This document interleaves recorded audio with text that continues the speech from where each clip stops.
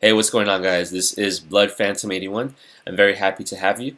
I know I said that I would make a recap video earliest mid-January, and I don't have my recording equipment with me, so you might notice that the camera quality isn't all that good, as well as the microphone quality, so hopefully you guys can excuse that temporarily.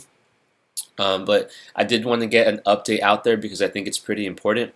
So obviously my account is doing pretty well today, plus 3.4K as of right now. And it's growing, and that's because I decided to go really heavy over the past couple of weeks. That's also something that I mentioned on this channel.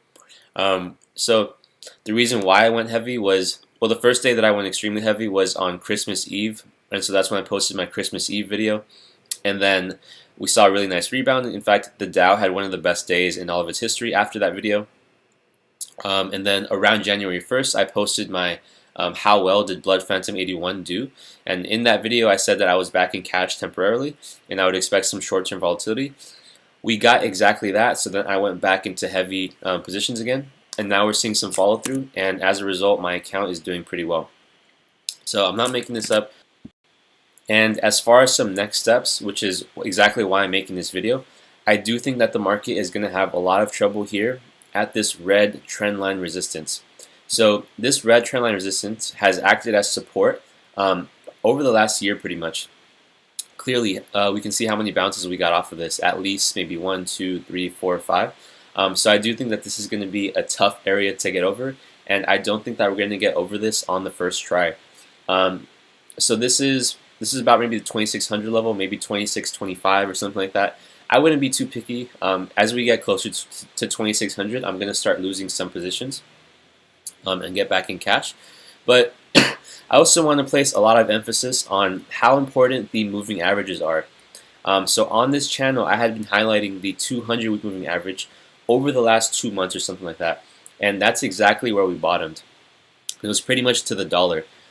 So I did say 2400 is when I would be a buyer. So I guess technically I didn't get the exact bottom as far as like telling you guys, but the 200-week moving average is what I was also highlighting, and that's exactly where we bottomed. And so not only does this red trendline resistance sit here around 2600, but the 100-week moving average will also sit right there. Usually when when you have multiple levels of resistance or multiple levels of support telling you to do something, it's important to kind of listen. So this is where I think we will get rejected, and like I said, I don't think we'll get over this level for the first try. As far as how far back we're going to go after we get rejected, I don't think that we're going to make a lower low. And in fact, an ideal place to bounce after we get rejected from here would be something like 2500 or 2485, around there. So what I think is going to happen, and I know that this is like really far down the road, but what I think is going to happen is we're going to get to 2600, we're going to get rejected, we're going to come back to around 2500, and then start making the march back to all-time highs. And so I know that's further down the road. We're definitely going to take it one day at a time, plan.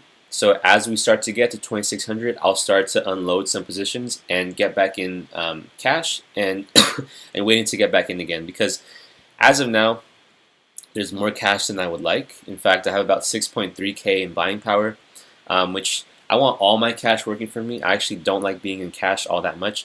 It makes me kind of anxious. So yeah, that's just kind of my plan right now.